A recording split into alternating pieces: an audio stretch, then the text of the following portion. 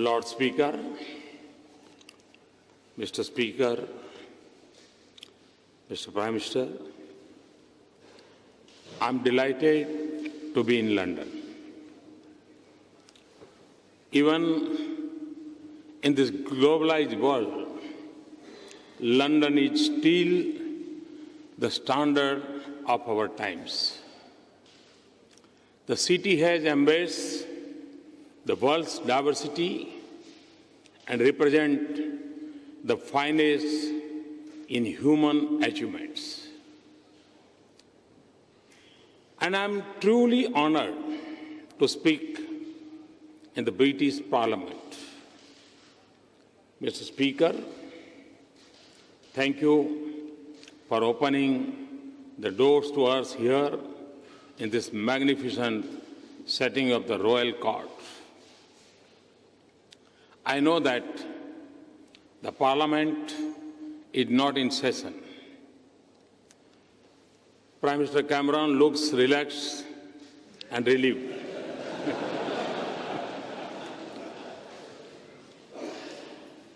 But I want to remind you, Mr. Prime Minister, that you owe my loyalty for an election slogan. I know that you are hosting me at the Chequers this evening. But I also know that you will understand if I am fair to both sides of the floor, especially since British MPs of Indian origin are evenly balanced between the Treasury and the opposition benches. So I also extend my good wishes to the Labour.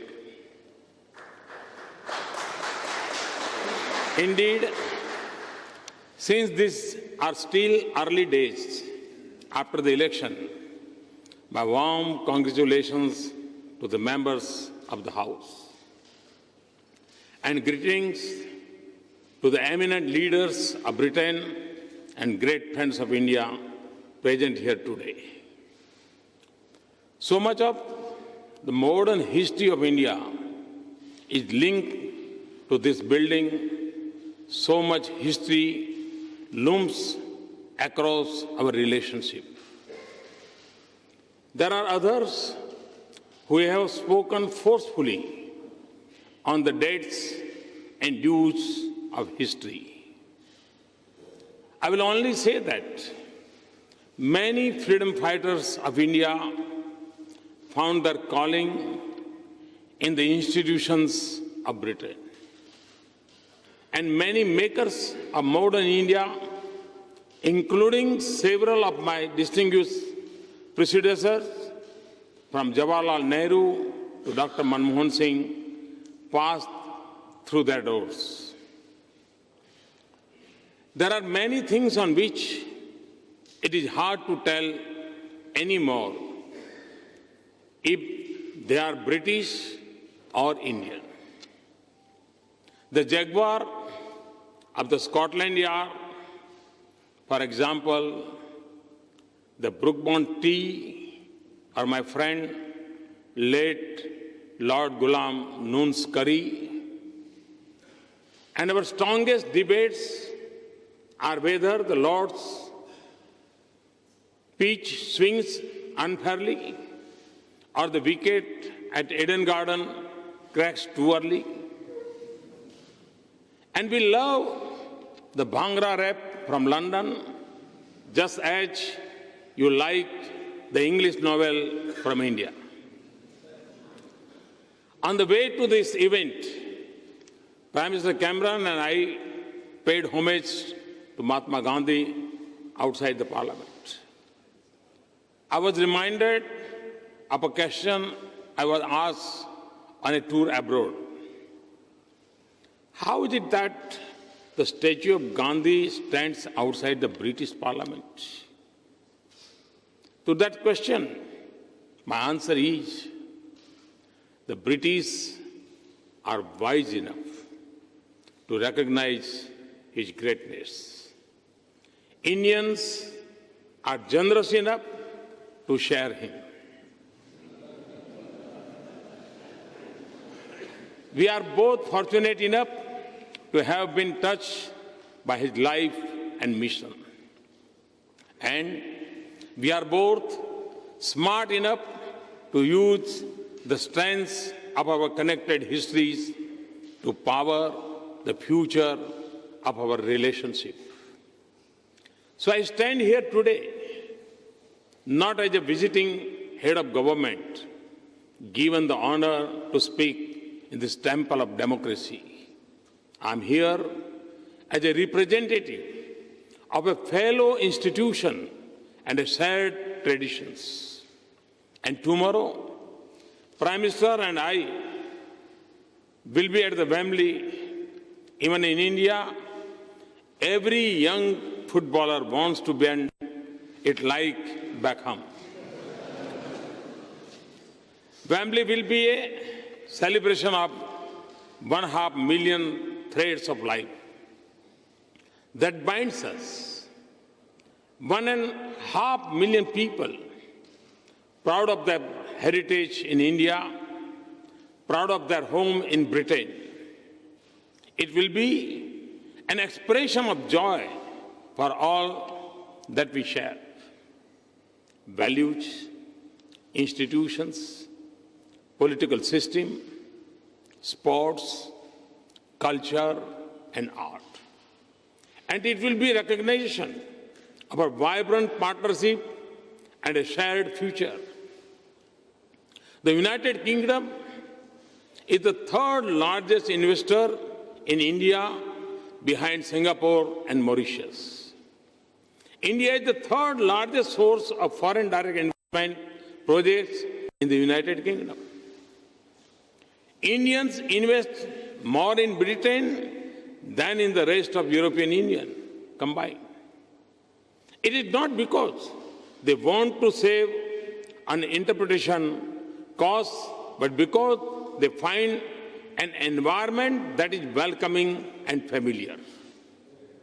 It takes an Indian icon, Tata, to run a British icon and become your nation's largest private sector employer.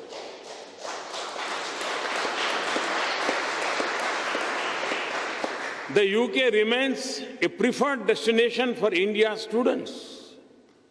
And I'm pleased that an Indian company is taking 1,000 British students to India to skill them in information technology. We are working together in the most advanced area of science and technology. We are finding solutions to the enduring human problems of food and health security and seeking answers to emerging challenges like climate change. Our security agencies work together so that our children return home safe and our increasingly networked lives are not prey to the threats on cyberspace. Our armed forces exercise with each other so that they can stand more strongly for the values we represent. This year alone, we have had 3 exercises together.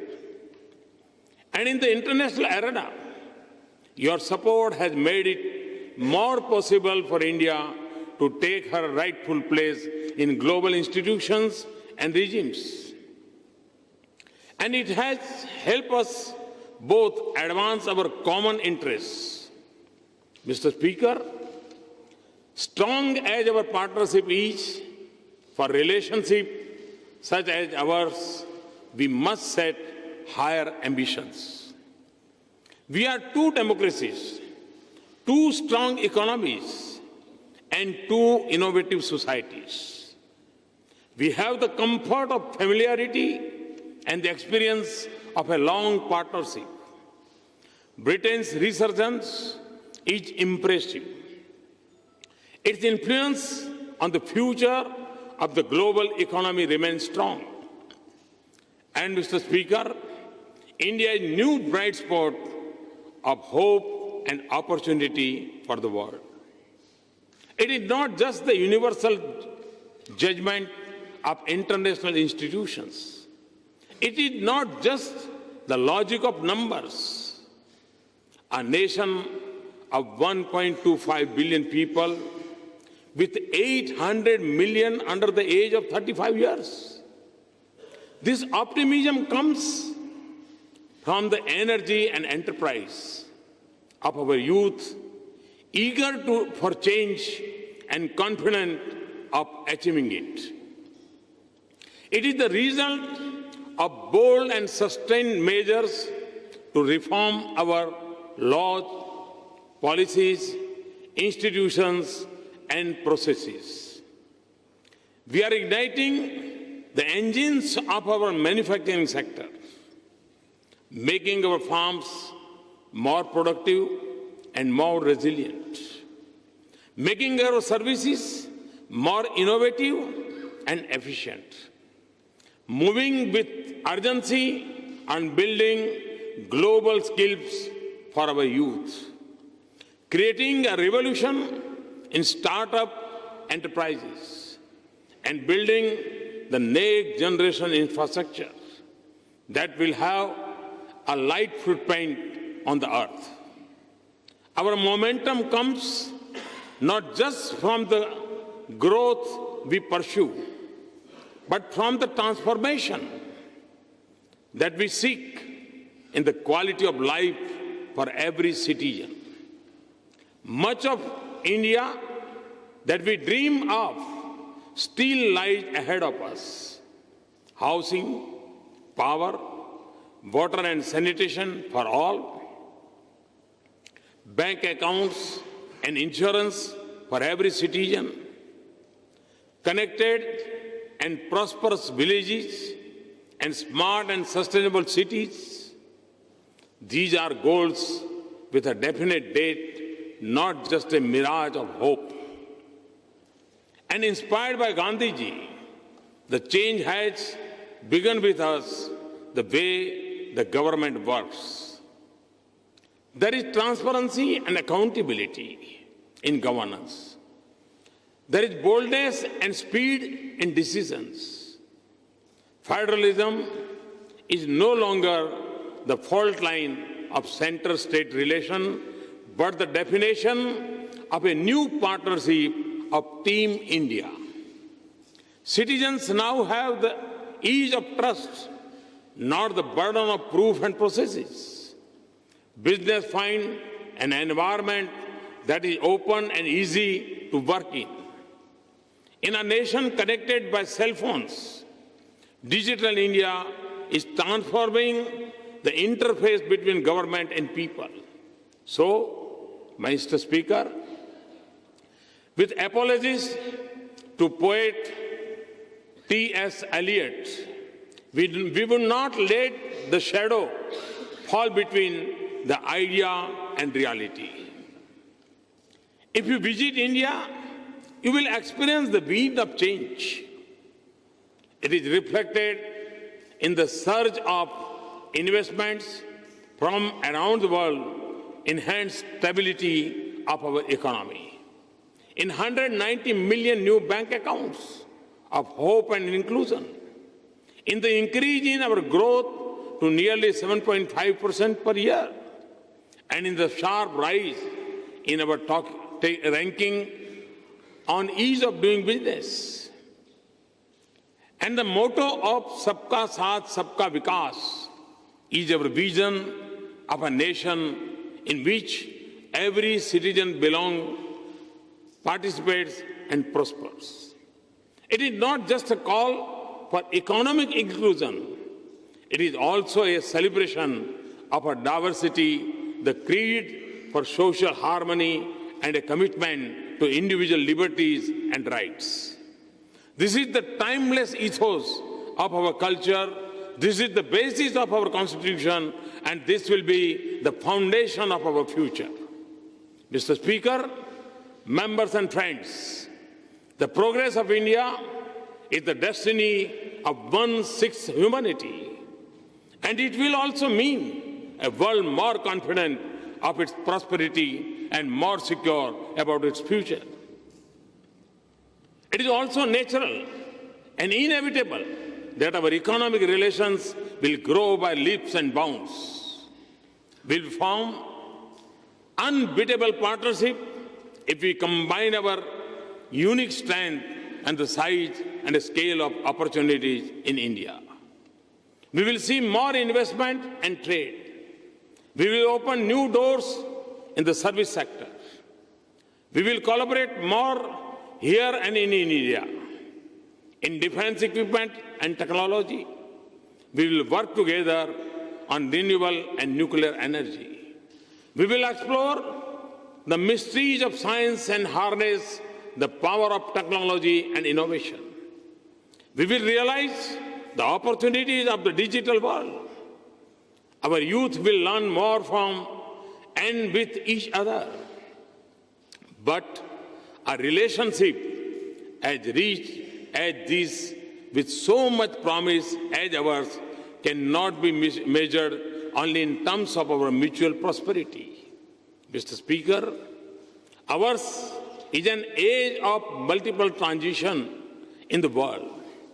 We are yet to fully comprehend the future unfolding before us. As in the previous ages, it will be different from the world we know. So in the uncharted waters of our uncertain times, we must together help steer a steady course of this world in the direction that mirrors the ideals we share. For in that lies not just the success of our two nations, but also the promise of the world that we desire. We have the strength of our partnership and the membership of the United Nations, the Commonwealth, and the G20. We live in a world where instability in a distant region quickly reaches our doorsteps. We see this in the challenges of radicalization and refugees. The fault lines are shifting from the boundaries of nations into the web of our societies and the streets of our cities. And terrorism and extremism are a global force that are larger than their changing names, groups, territories, and targets. The world must speak in one voice and act in unison to combat this challenge of our times. We must adopt a comprehensive Convention on International Terrorism in the United Nations without delay. There should be no distinction between terrorist groups or discrimination between nations. There should be a resolve to isolate those who harbor terrorists and willingness to stand with nations that will fight them honestly. And we need a social movement against extremism in countries where it is most prevalent, and every effort to de-link religion and terrorism. Oceans remain vital for our prosperity. Now we have to also secure our cyber and outer space. Our interests are aligned across many regions. We have a shared interest in stable, prosperous, and integrated South Asia round, together in a shared march to prosperity. We want an Afghanistan that is shaped by the dreams of the great Afghan people, not by irrational fears and overreaching ambitions of others. A peaceful, stable Indian Ocean region is vital for global commerce and prosperity.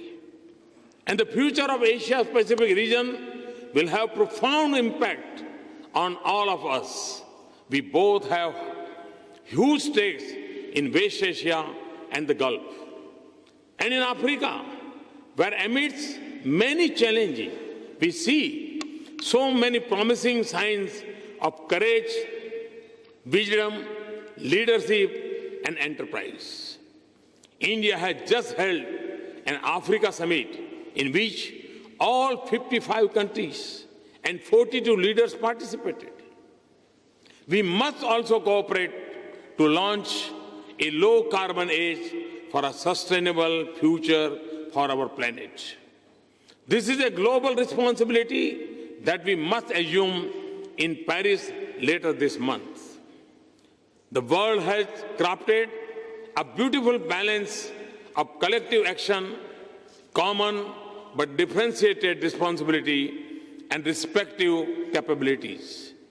Those who have the means and the know-how must help meet the universal aspirations of humanity for clean energy and a healthy environment. And when we speak of restraint, we must not only think of curbing fossil fuels, but also moderating our lifestyles. We must all do our part. For India, a target of 175 gigawatt of additional capacity in renewable energy by 2022 and reduction in emission intensity of 33 to 35% by 2030 are just two of the steps of a comprehensive strategy. I have also proposed to launch during the COP21 meeting an international solar alliance to make solar energy an integral part of our lives, even in the most unconnected villages. In Britain, we are more like to use an umbrella against rain than the sun. But my team defined the membership of the Solar Alliance in more precise terms. We have to be located within the tropics, and we are pleased that the United Kingdom qualifies. So we look forward to an innovative Britain as a valuable partner in this endeavor. Prime Minister Cameron and I are indeed very pleased that cooperation and affordable and accessible clean energy is an important pillar of our relations. Mr. Speaker, this is a huge moment for our two great nations.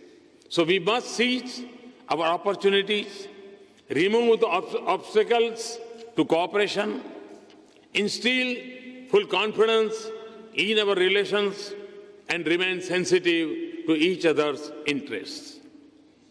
In doing so, we will transform our strategic partnership, and we will make this relationship count as one of the leading global partnerships. Ever so often, in the call of Britain's most famous bard, that we must seize the tide in the affairs of man, the world has sought the inspiration to act, and so must we. But in defining the purpose of our partnership, we must turn to a great son of India whose house in London I shall dedicate to the cause of social justice on Saturday. Dr. B.R. Ambedkar, whose 125th birth anniversary we are celebrating now, was not just an architect of India's constitution and our parliamentary democracy. He also stood for the upliftment of the weak, the oppressed, and the excluded. And he lifted us all to a higher cause in the service of humanity, to build a future of justice, equality, opportunity, and dignity for all humans, and peace among people. That is the cause to which India and the United Kingdom have dedicated themselves today. Thank you very much. Thanks a lot.